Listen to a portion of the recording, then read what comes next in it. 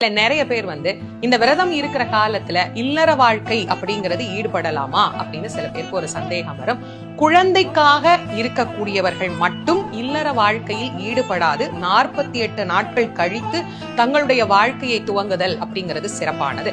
மற்றவர்களுக்கு இந்த விதி பொருந்தாது. ஏன் நான் குழந்தைக்காக காத்திருக்கிறவங்களுக்கு மட்டும் இதை சொல்றேன் அப்படின்னா, ஒரு கருமுட்டை நன்றாக வளர்ச்சி அடைந்து விந்தணு நன்றாக வளர்ச்சி அடைகிறது அப்படின்னு சொன்னா நிச்சயமாக அவர்களுக்கு ஒரு ஆரோக்கியமான கரு உருவாகுவதற்கு உண்டான ஒரு கால அவகாசத்தை நம்ம கொடுக்கிறோம் அப்படின்னு அர்த்தம். அந்த ஒரு அவகாசம் இந்த 48 நாள் ஒரு மண்டல காலம் அப்படிங்கிறதுக்குள்ள ஒரு ஆணுக்கும் பெண்ணுக்கும் நல்ல உடல் ரீதியான மாற்றத்தையும் மன ரீதியான மாற்றத்தையும் முருகன் அருளோடு பிறக்கக்கூடிய ஒரு அருளான குழந்தையும் அவர்களுக்கு கண்டிப்பாக கிடைக்கும். அதனால அவர்கள் மட்டும் இந்த விதியை கடைபிடிச்சுக்கோங்க. மற்றவர்கள் நீங்க இயல்பா எப்படி உங்களுடைய அன்றாட வாழ்க்கையில இருப்பீங்களோ அது போல உங்களுடைய வாழ்க்கையை எடுத்துக்கோங்க. சிறப்பாக இந்த விரதம் இருங்க.